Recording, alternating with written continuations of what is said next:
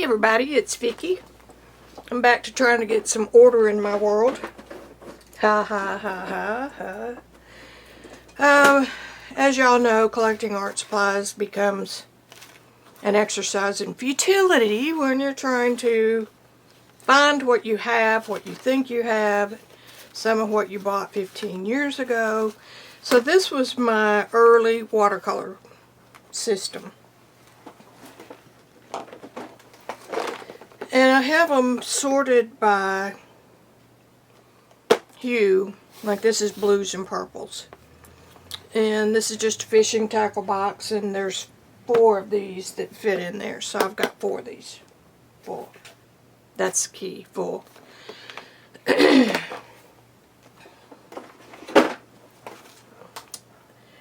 you know what? It's really bad.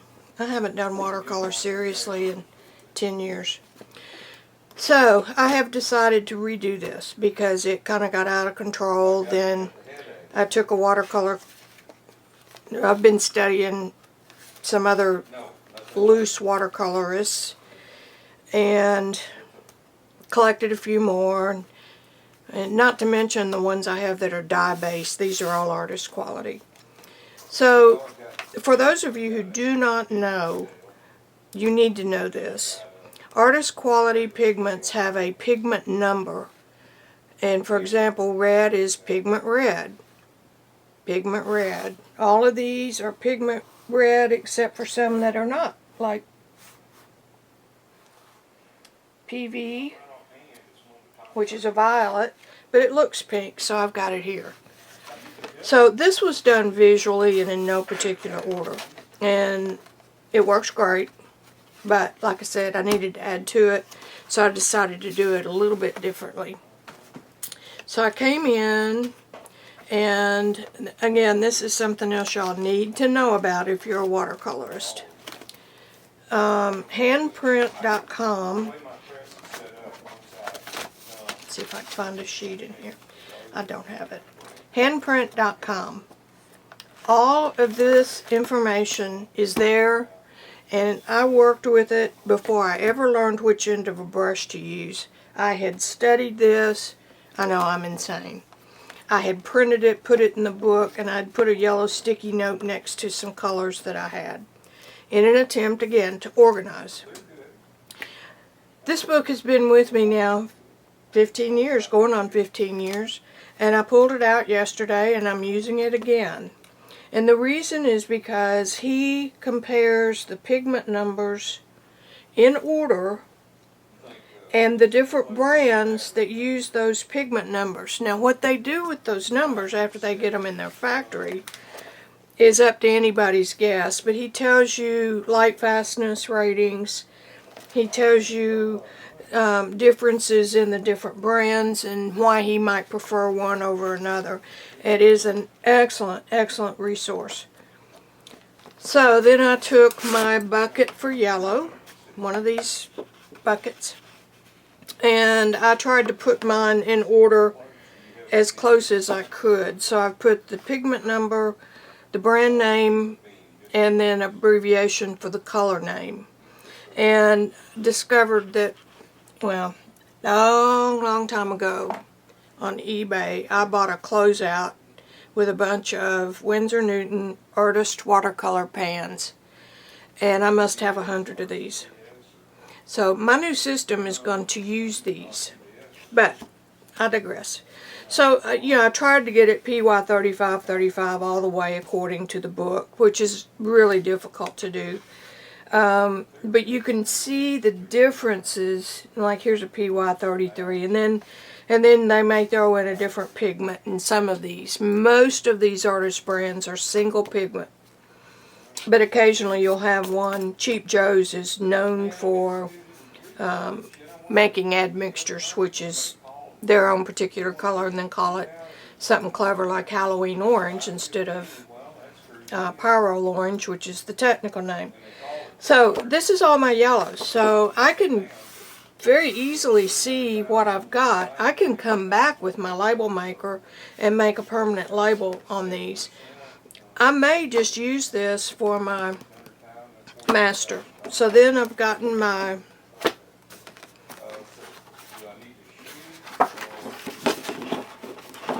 I got the oranges done.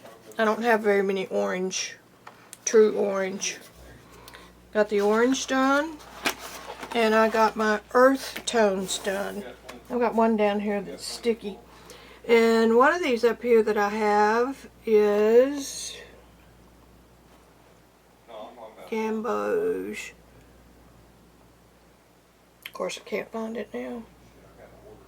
I've got an original tube of Winsor Newton Gamboge, which is totally on the don't use list. How's that for a good... Well, I know I have it. But anyway, that's some of the stuff that you can learn from this site. And I'm mixing in my newer Daniel Smith, because being so mineral based, a lot of theirs are granulating. Gamboge Genuine NY24.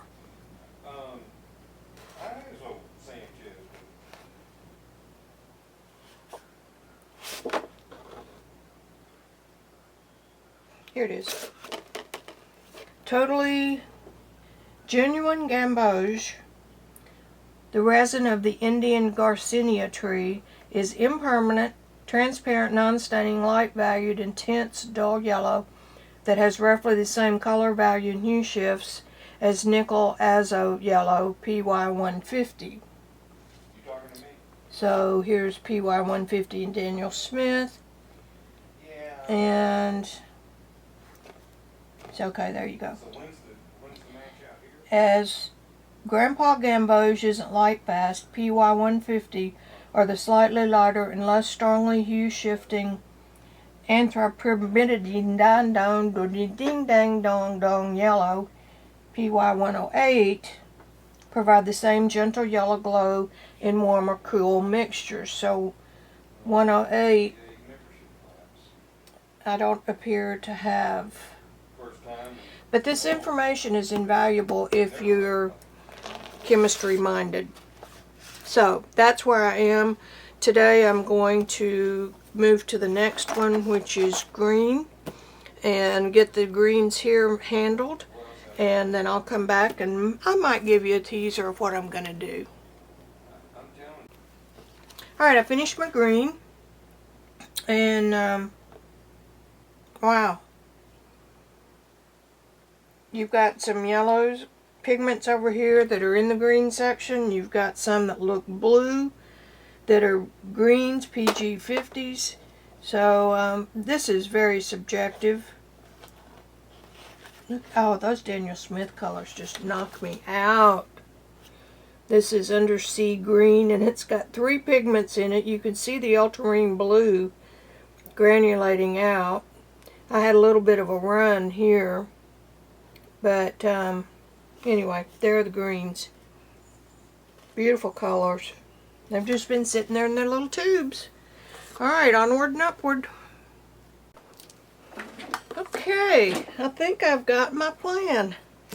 I just think it over, and then I come back. So, here's where we are. If I've got an artist quality, artist watercolor Winsor Newton pan, it makes no sense to keep saving those. So I'm going to start with those. So if I have a pan, that's what I'm going to put out rather than opening a tube of the same kind.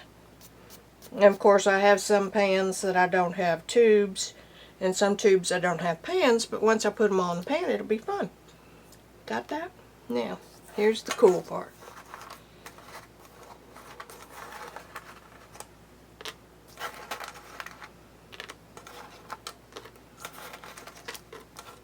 I put pans in to see how many I could fit in these flavored cigarettes. These are from the cigar store, from Randy Rep's Cigars, so I had several of these. Actually,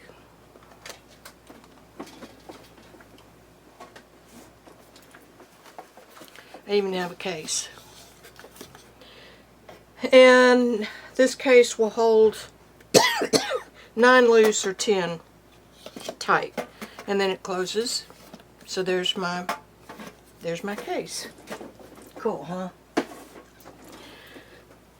So I put the pans in, and I figured out that I could get 7 across the top and 5 down the bottom, so they will fit in here like this.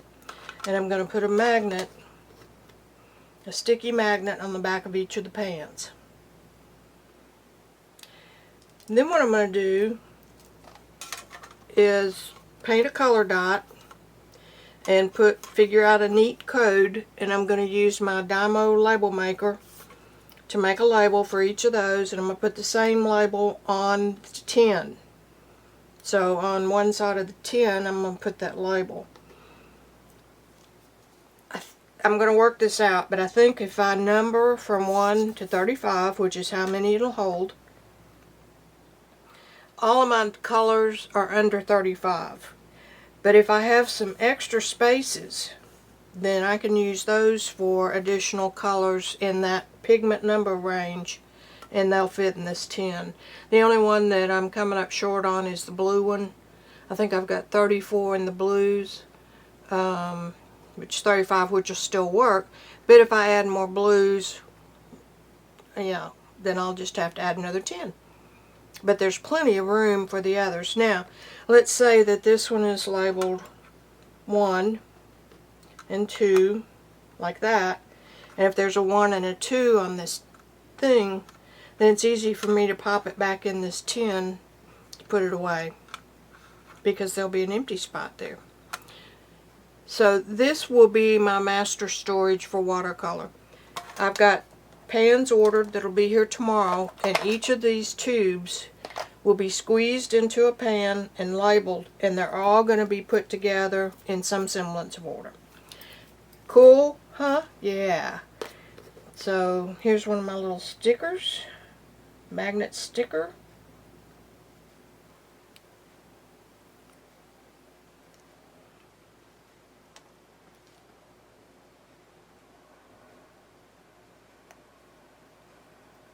Make sure that's on there real good. And there you go. See? So you'll open this little baby up and you have one of each of your reds. Cool. And you know what? I could separate the blues. I think I'll do that. I can figure out a way to cut those in half now. So I'm going to get to work. I'll be back. Alrighty. I have all my Winsor Newton pans in here. And if they seem to shuffle around a little bit too much, I can always put another magnet on the bottom. This is my card that will fit in here, and I know that I'll have a color dot of each one, and I will have a label, and then these will be labeled. I'm still talking about in my brain about how many empty spaces I leave in each tin for future purposes. So I could, if I left 5 or 6, then anything that fell within this pigment range could have a spot here and at least be in the same tin. I wouldn't necessarily have to reorder everything here because they're small enough assortments you can locate it real quickly. So I went ahead and did some extra cards. And I'm just lining them off now, ruling them with a pencil, nothing fancy. Just using a straight edge.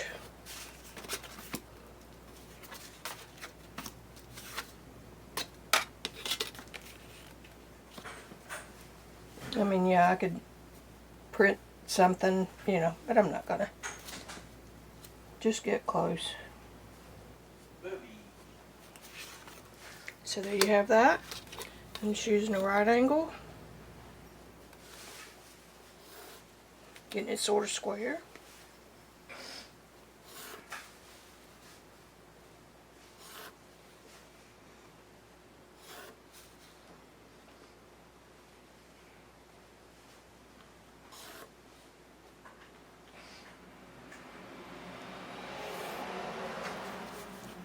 Alright, I'll be back when I have this stage all done.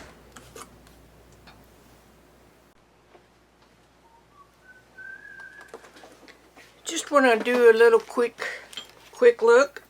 I'm ready for the third stage of my little process because I got my empty watercolor pans yesterday. And when I was working on my little color charts, these were leftover scraps. So I took, oh, and the other thing is when I was painting my color swatches, sometimes I had a color tube that would squirt some out the end. So I thought, okay, I'll just use that.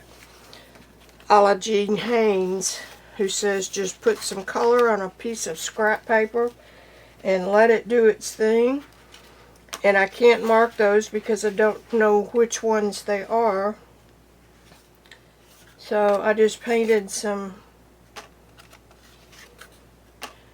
two pigment, well maybe three, there's a 3 pigment. But I just put the paint on here. These will make great little starters or something. And then I started my, this is the Jean Haynes, do 1 big one and 2 small ones with the same colors, but different patterns. So I was using again the squeezed out stuff. I put salt on here. I need to brush that off.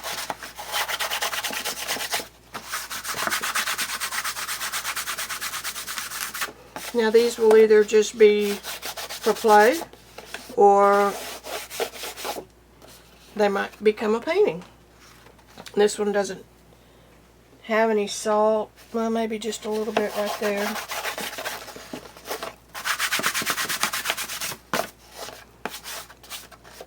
And then this is the one I let dry all night. And this one got salt and plastic wrap. Look at that, how cool.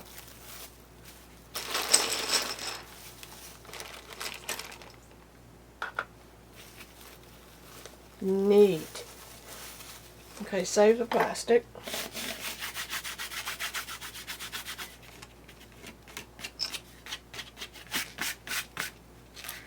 I don't know what that is. Looks like a piece of glass. Okay, so that was my experiment. It's just a relaxing start of the day, a warm-up if you will. Now the challenge for me is not this part. The challenge for me is seeing something to paint on top of this. So there we have it. I'm using some Canson watercolor paper because I have it.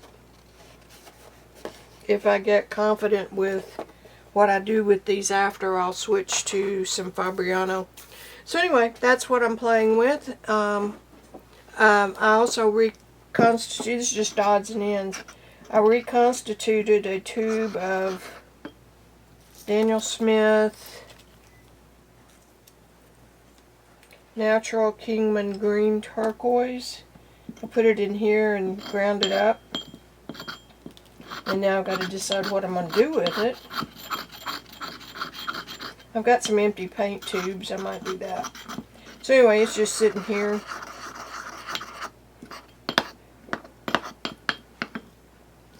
So that's going on. So that's it. That was just a little quick one. Bye. I didn't want to have all this fun without you. This is a tube of Daniel Smith Paranone Orange.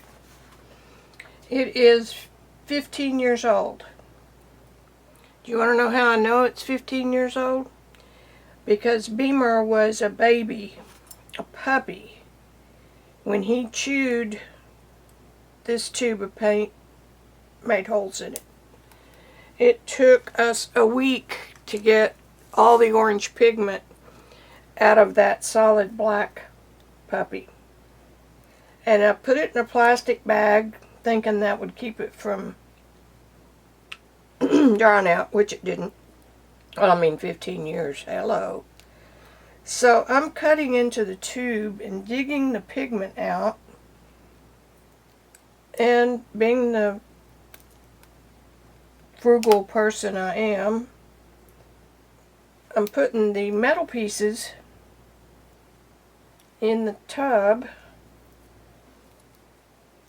I'm getting down in here with needle nose pliers.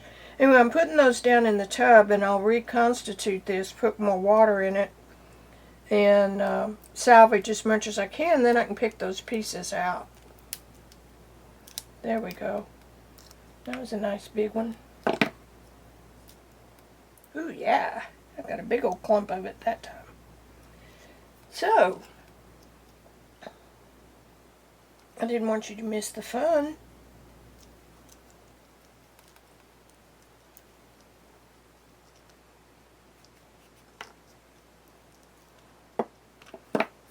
And while we're at it, so now we're going to spritz this down.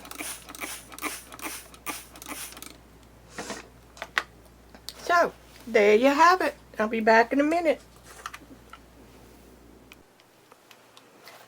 Boy, I tell you, it took a while to get my brain in the game on this one. Here's what I'm doing. I wonder... No. I have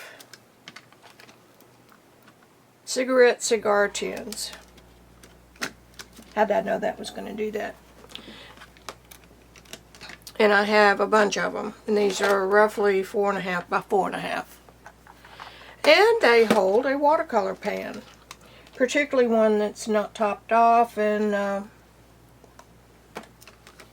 you get the picture.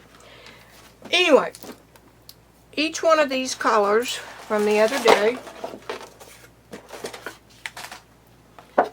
I've swatched them out by pigment number, brand, and the name. And I'm going to keep this because it's a good way to see everything all together. But I also duplicated it here. The only thing I have left to do is that I have filled every pan and labeled. Can you see that? So that's Daniel Smith Quinn Yellow. And it belongs right there, and it corresponds right there. So I've got room in this tin for another row of 7 if I want to scrunch them up. The only thing I have left to do right now is number these pans, so that I'll be able to take them out, use them, put them back, and they'll be in the same order.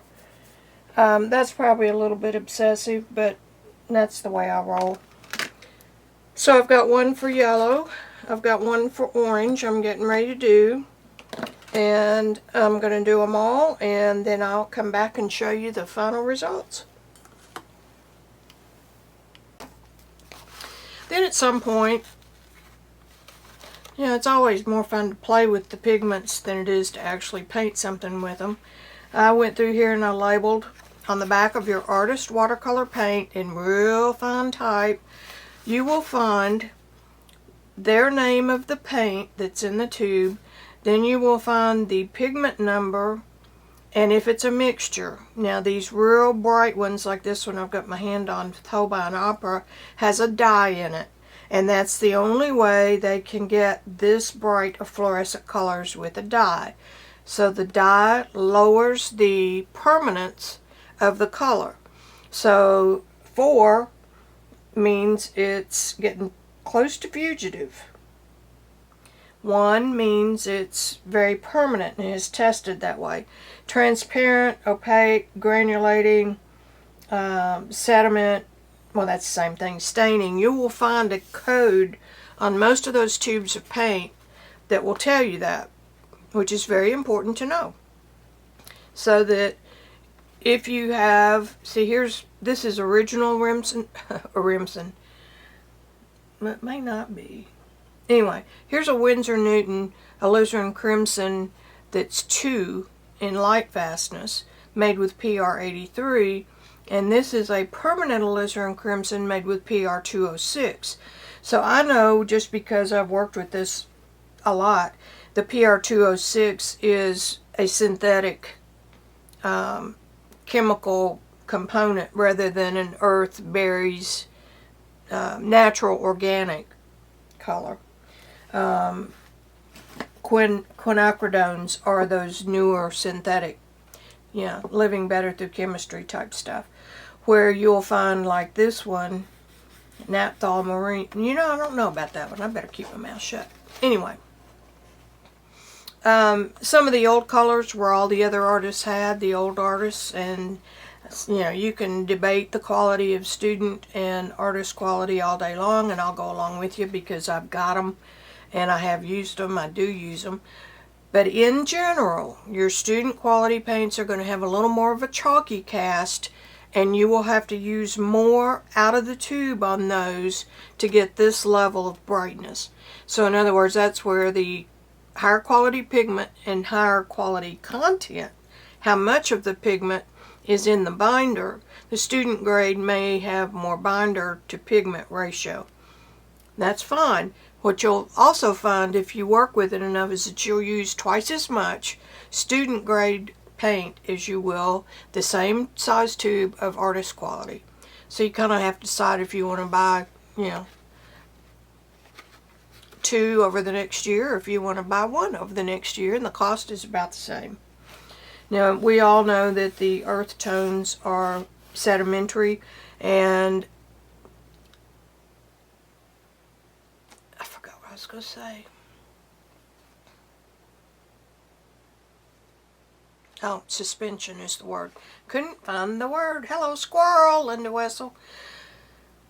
Consider, if you will, 2 jars, and one has, you've gone out to the empty lot next door and you've gathered up some mud from a stream, and you put it in this glass jar and you cap it. You bring it back home and you take another glass jar and you mix some sugar in with some water and let it dissolve. The one with the mud, after 3 or 4 days, the mud part, the dirt part, will settle to the bottom. That's called a suspension. When you put it in that jar, all those particles were suspended in the water and you couldn't see through it. It looked like it was opaque till all those particles settled. Now over here with the sugar water, it doesn't matter how long you let that sit with the lid on, it's never going to separate back to sugar and water. So it will remain, and this is called a solution. Dyes are solutions. Artist pigments are suspensions. That's what you see here, is the particles of the different dirt. Sienna comes from a place in Siena, Italy. Umber comes from a place in Italy called Umbria. Umbria. I'll get it right in a minute. So that's what causes the sediment. Now Daniel Smith has come along in recent years and come up with his Primatech. Most of these are non-granulating. Most yellows are non-granulating. But they're still pigments, even though they don't have that heavy sediment. Daniel Smith came along and they started buying up the ends of the rare pigments in the world. I think, don't quote me on this, but I think they're emerald. Let's see, manganese blue might have been one of them. And as the story goes, and as they say, you can look it up on the internet, they bought up the world's remaining supply of, I want to say, manganese. Now we don't have much manganese, and so all of the manganese blue is a chemical concoction that looks like the old manganese. Does that make sense?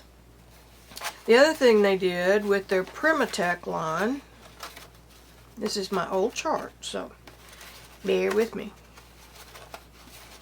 Come on now. I've got some Primatechs right here, I think. Nope. Here's one.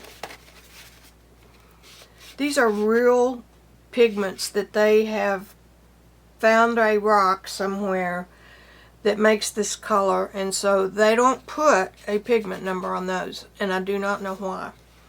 They just say pigment, Bohemian Green Earth, and that's it. So that's what I said in most cases. Here's another genuine malachite. They actually grind stones, semi-precious stones, until they can get that particle fine enough to suspend in the gum arabic, which is what they mostly use as a binder. Here's another one. A lot of those do beautiful granulations. Several of them are admixtures where they've taken two different pigments and mixed them together and given it a name. Now, yeah, you can mix those if you know what's in them, and you will know what's in them because you can look on the back of the label. But through their chemistry, they know that an ultramarine blue mixed with one of the earth colors, the sediment is going to drop at different rates on your paper, and that's what creates the luscious glow that they get. So that's how I had those colors. Well, guess what? If you want to go through here and dig through all these, and then you realize, I realized that I didn't have all my colors on that chart, so I was handicapped again. I don't like to be handicapped. I like to know what I've got, and I want to figure out a way I can get to it to use it. Thanks. So same. I didn't write down transparency and staining and all that stuff because I can look that up on the tube or online if I really need to know that. Besides that, I got bored, so there you have it. I did not try to put these in pigment number order. If it was made with pigment yellow, and my friend over at Handprint said that that was in his section, that's good.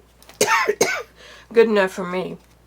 So occasionally you will see a PO in the yellows, but I didn't rethink that. There's orange. Okay. I numbered each of these with a different number with a 1 on it, just in case I go more than 35 colors. No. Whoops, there went my things. Okay, while we're there, thank you for reminding me. Kremer, KREMER.com. It may be Kremer Pigments. It is. KremerPigments.com. Has the best price on empty pans, 100 for $14. They come in bags of 25. Those are gold if you buy them from a distributor who has probably bought them from Kremer and then they're marking them up. So this is a great value. Lindsay Wyrick also uses real cheap watercolor kits and takes the paint out of those and saves the pens. That works too. But I used over 100 of them, so yeah, it's called obsessive. Do I need all these different colors? No, I don't, but that's another story too. So the next thing I did, this was a stroke of brilliance on my part. Well, don't pat yourself on the back too hard.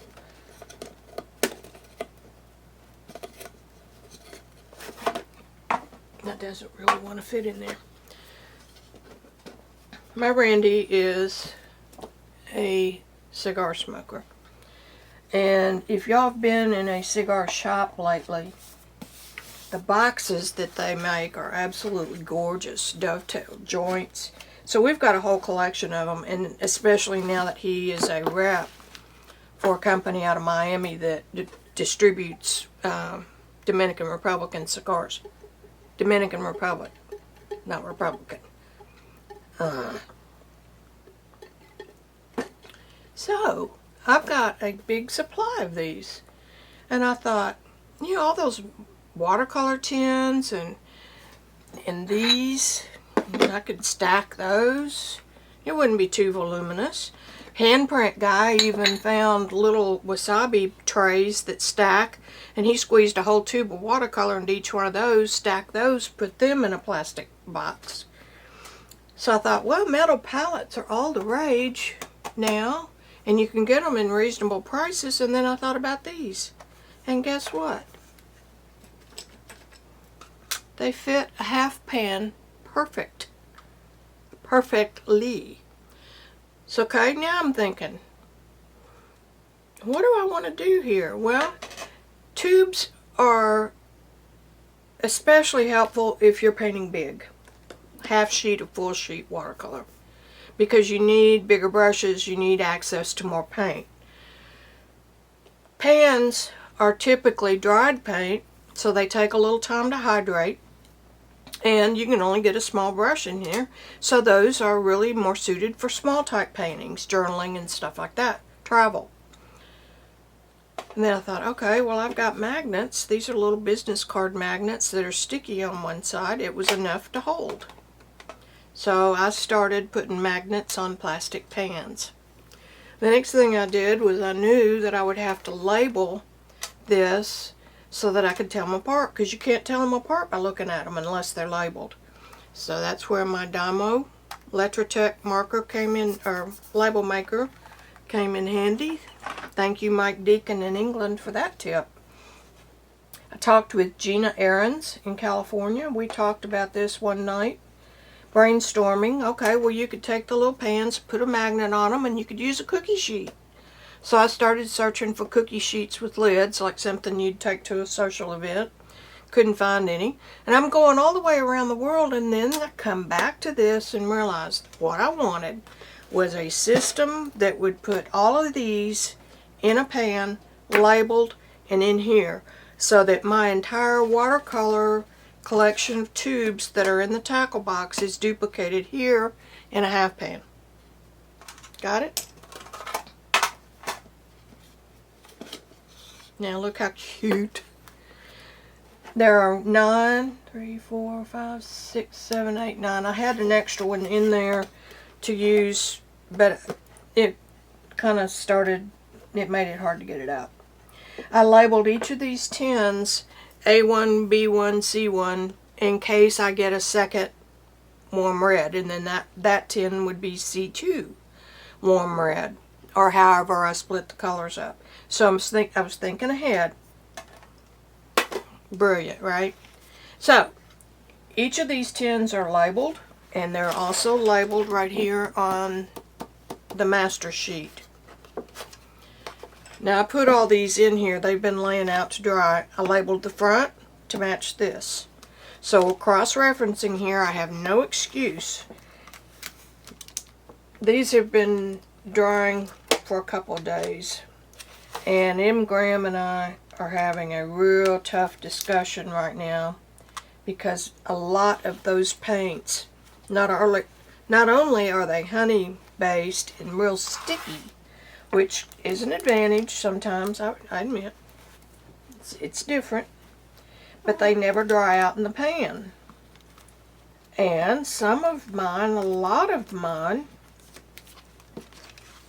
were separated so that they're real runny. And I actually took a toothpick on some of them and stirred them up. And that's quite a bit of separation. You can excuse it when you just open it and there's some of the separation at the top. When you squeeze out a half a tube into a pan and it's all separated, you're not going to get a real pretty painting. So I marked off these little pages, watercolor paper like this. I could get 7 across and I could get 5 down. So I can get 35 half pans in one of these tins.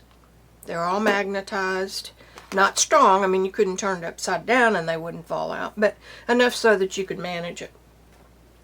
So I filled all the pans. And a long time ago I bought something on eBay. And I think it was a store inventory going out of business. And I think the most of the Winsor Newton Artist colors I have one of.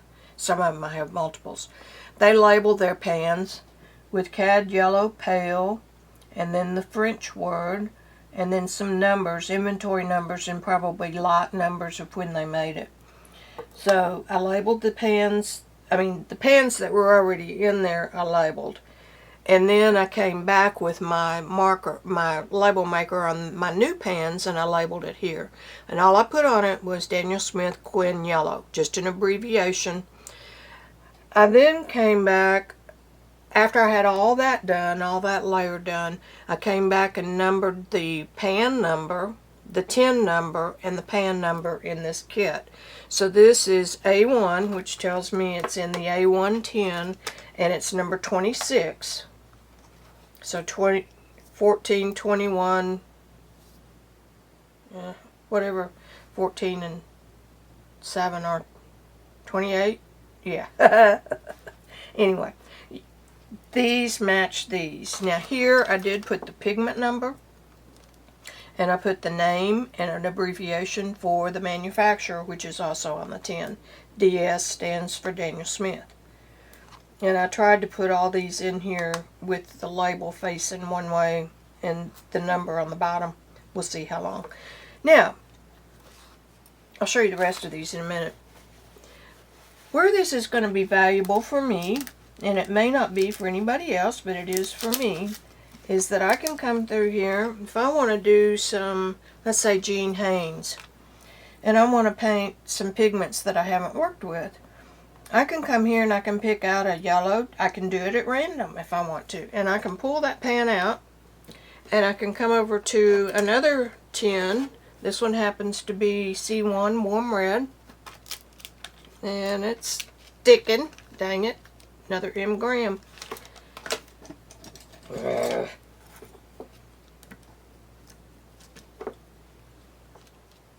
Once this settles, it'll be okay.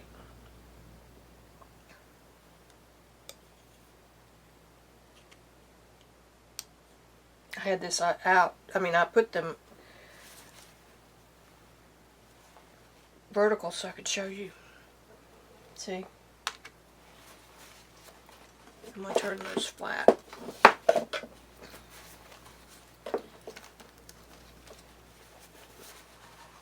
So if you do this with the M gram, don't fill the pan very high.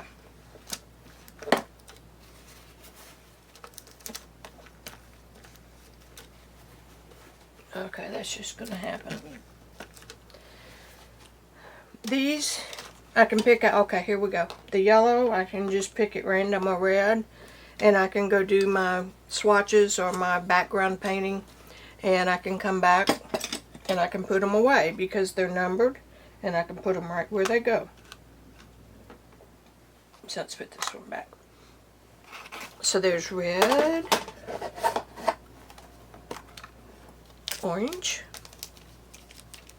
These are, I forgot to tell you this, I cut some plastic, just the kind of plastic that comes with stamps and stuff. I cut it and put a little magnet on the back of the paper so that I knew that that would get wet and stained, so I preempted that problem with the red. I'm going to open these back up. There's the cool red.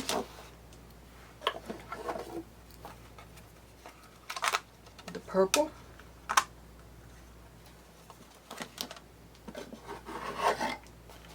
The blue is the only one I had 35 of. Now, if I were to add more blues, I could separate this tin. It wouldn't take very long at all to do and redo this card. You see why I'm having a wee bit of a problem with M gram?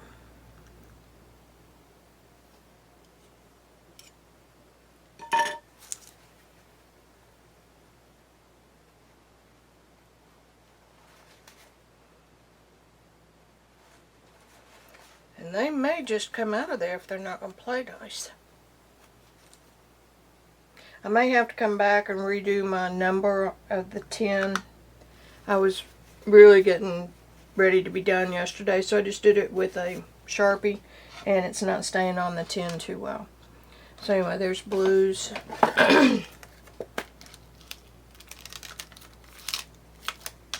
Greens.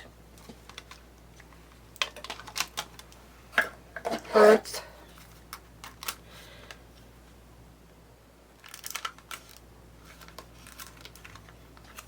I knew I was going to do this, but I wanted to show you.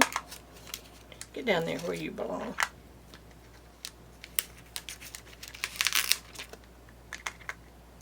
I wanted to show you what it looked like in the case. So that's that's my fault. And this is the black, white, and duochrome. I don't have very many of the Daniel Smith duochromes, so I just stuck them in here for the time being. Alright, there is my system. Gina, it works great. Nita Leland is another friend of mine from way back, and she suggested taking, when you pull your colors to do a painting or to just do a background, make a small swatch of those colors and write it down and save those swatches, so you'll be able to go back and duplicate that the Bohemian Permatech from Daniel Smith and maybe the Permanent Rose from Winsor Newton made a beautiful combination, and you can always go back and remind yourself of that. So of course I will do that because that's a great idea. Alright, I'm going to over and out this.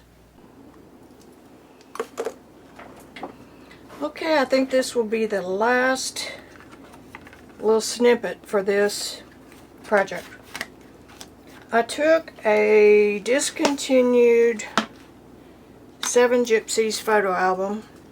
It's about 6 by 5, and I had some Strathmore paper, 9 by 12 that I cut into 4 pieces and then hole punched it to fit this binder.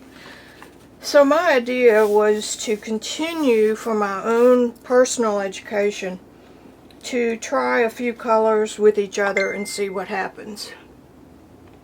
So I realized real quick that I couldn't mix every one of these colors with every one of these. We'd have a book that was 2,000 pages deep. But what I could do was, in this case, I picked a cool yellow, and that happens to be Winsor Newton Cad Lemon. See how fast that is? And it goes in 10A1 in the number 1 position, just right there. Haha, I think it's going to work. So then I took, and I didn't want to mix it with my oranges because orange and yellow are so close together. I took my warm reds,